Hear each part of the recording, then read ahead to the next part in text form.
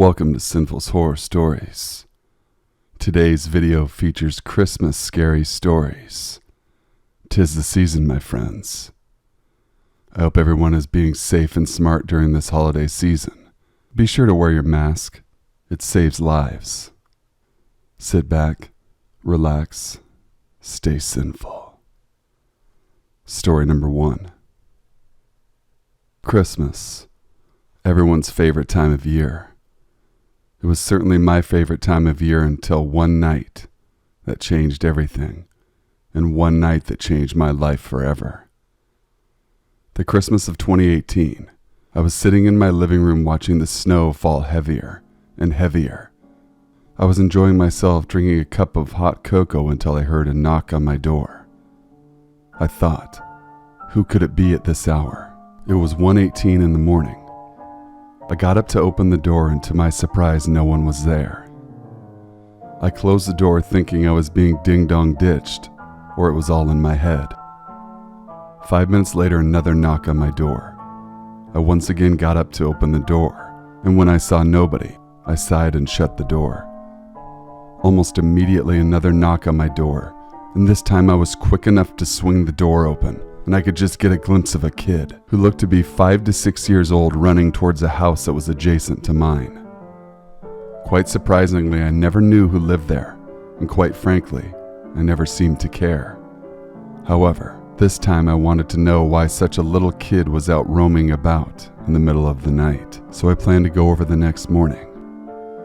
Morning finally came, and I headed towards the house where I was sure I saw the little boy run to. To my surprise, nobody answered the door. I figured they weren't home, and I would come back later. That evening, I tried going back to that house and once again knocked. No answer. This was quite strange, I thought to myself. I then tried the door handle, and to my surprise, the door was unlocked. Curiosity got the better of me, and I unlawfully entered the house, knowing I was breaking and entering. As soon as I entered the house, I smelled something foul in the air, the smell of rotting meat. The inside of this house looked like nobody had lived there for years. I decided to check out the upstairs of the house. I climbed up the stairs and got to the top step. There were 5 bedrooms adjacent to each other. I checked out the one to my right. Nothing special, just a bed and a closet. I checked out the rest of the bedrooms and found nothing. Great, I thought to myself. This was a complete waste of my time. Just as I was about to leave, a woman tapped me on the shoulder, startling me. I knew I was caught red-handed, but just as I could say anything, that woman put her hand over my mouth and shushed me. I slowly backed away and sprinted back to my house. I heard the blood-curdling scream of the woman telling me to come back. I got back to my house and decided not to call the police. At 3 a.m., I woke up to the sounds outside my window. I looked out and saw the same woman staring back at me with a wide smile that ran across her entire face. Her crazed eyes stared back at me on the other side of the glass. I fell back in shock and dialed 911, and the police were at my location within minutes.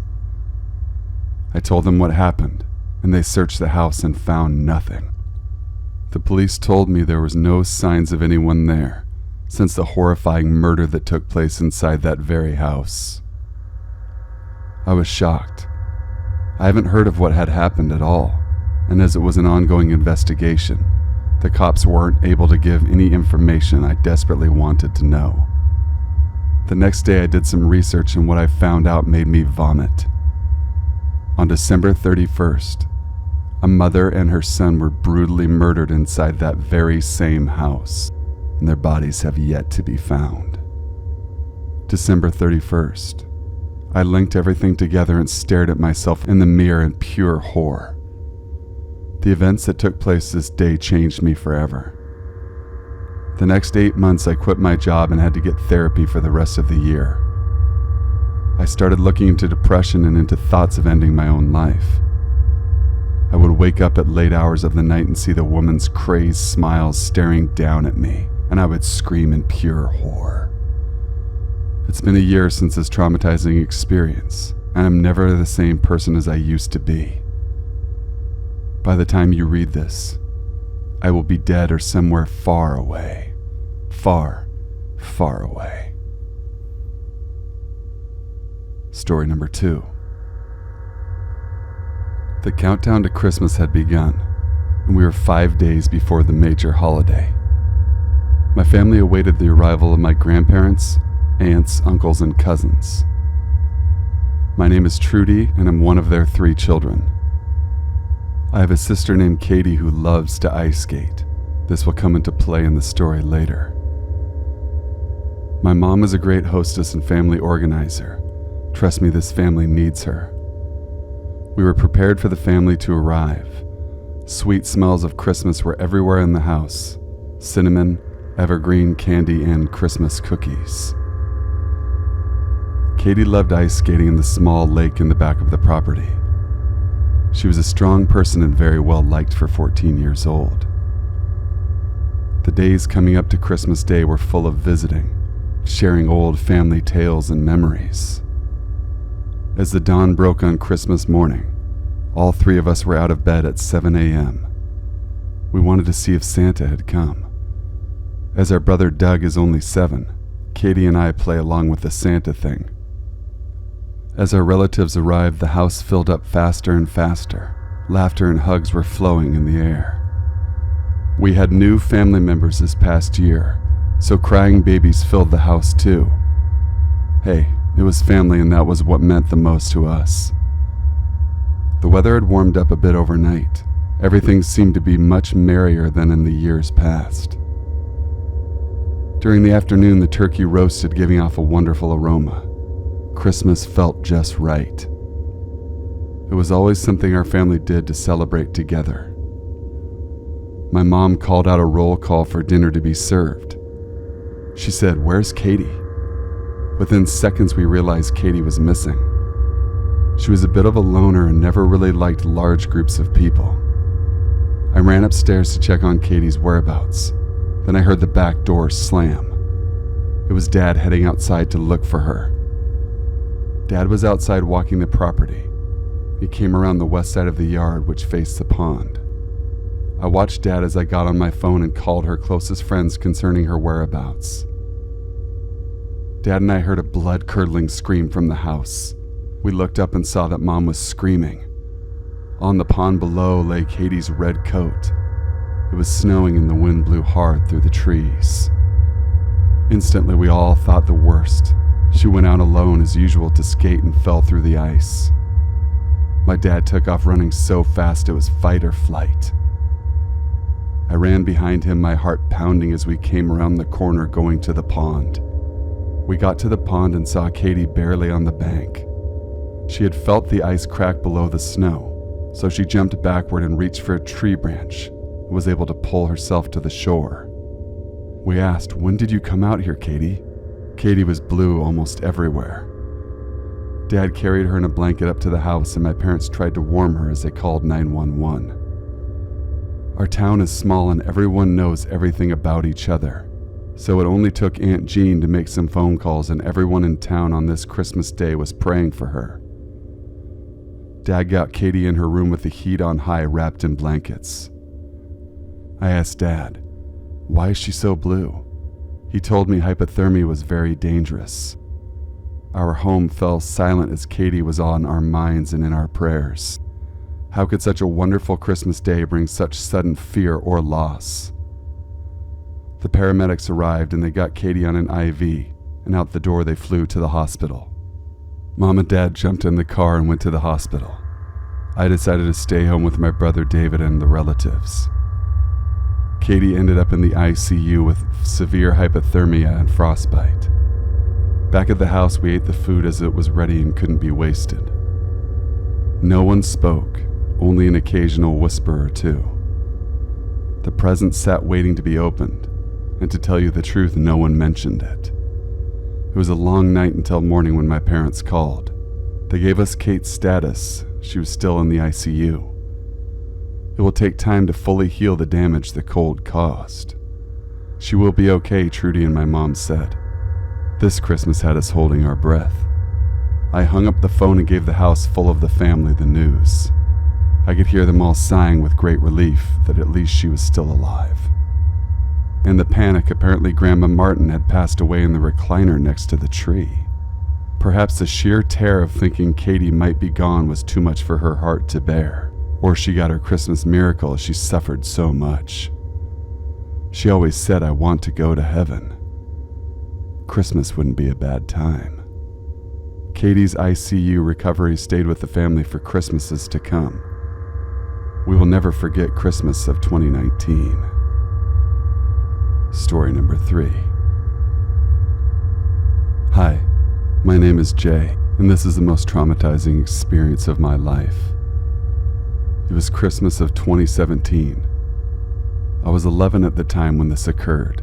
It was just like a day like any other. My parents were both doctors, so they constantly went in and out at work and never had a problem leaving me home alone. It was 8 o'clock and I was just watching a movie when I heard rustling in my bushes. My cat had gone for a walk and I thought she was coming back, so I didn't think anything of it. 5 minutes passed and I had forgotten about the rustling until my motion light turned on. Again, thought it was my cat, so I thought nothing of it. 5 minutes went on and the motion light was still on, so now I was on high alert. I went to look out my window and saw nothing. Okay, weird, I told myself. 10 minutes and I was still on high alert. 2 minutes later, I saw my motion light turn on again, and this time I thought it was some kids trying to mess with me. So instead of looking out, I turned on my dad's camera system, and what I saw will haunt me for the rest of my life. 3 large men wearing vendetta masks were standing on my patio porch. I immediately turned off my TV and the lights and went to my kitchen and grabbed the largest knife I could find. I then immediately ran into my mom and dad's master bedroom, locked the door and hid under their bed, using the bed sheets to cover me. I then dialed 911 and told the officer I needed help. The female officer told me that there were 2 officers in the area, and they were immediately en route to my house. The officer wanted to keep me on the line, but I wasn't thinking clearly in the heat of the moment. 5 minutes felt like hours as I waited in that dark room until I heard glass shattering. The bitter truth then hit me as I realized that they had broken the living room window and were making their way inside. My mom kept some jewelry in the living room cabinet, which they took. They then made their way to the master bedroom, and when they saw that the door was locked, they took a gun and shot it open. When I heard that gunshot, I literally peed myself. They went into the bedroom and into the closet where my dad kept very important and valuable documents. I took a risk and got out from under the bed and ran as fast as Usain Bolt, screaming as I ran through my living room and onto the street. The miraculous sound of the police sirens was like music to my ears as I flagged them down. They pulled over and I ran and hugged them and said they were in the master bedroom. They both then ran into the house and I heard one of the officers say, "Freeze!" and then 3 gunshots. 10 minutes later, 2 ambulances arrived along with my family and friends worried sick. The rest of the night was me making statements and filling out police reports. I then learned 2 hours later that when the cops went into the house, they saw that the men were making their way upstairs. They then said, "Freeze." One of the men pulled out a gun and fired on the cops, hitting one of them in the leg, and then the other cop shot 2 bullets at this man's head, killing him instantly. The other 2 men surrendered. If you're wondering, the cop that was shot did survive. This experience was extremely traumatic, and I had to take therapy for the next 8 months to cope with what happened that night. I still get chills running down my spine when I think about those men, what they could have done to me if they had found me. Thank you guys for watching and listening. Please be sure to leave a like, comment, share, and subscribe for future content. Email your true scary stories to thesinfulsavant@gmail.com. I will leave a link to my email in the info box below. Until we meet again, Merry Christmas, Happy Holidays, Stay sinful.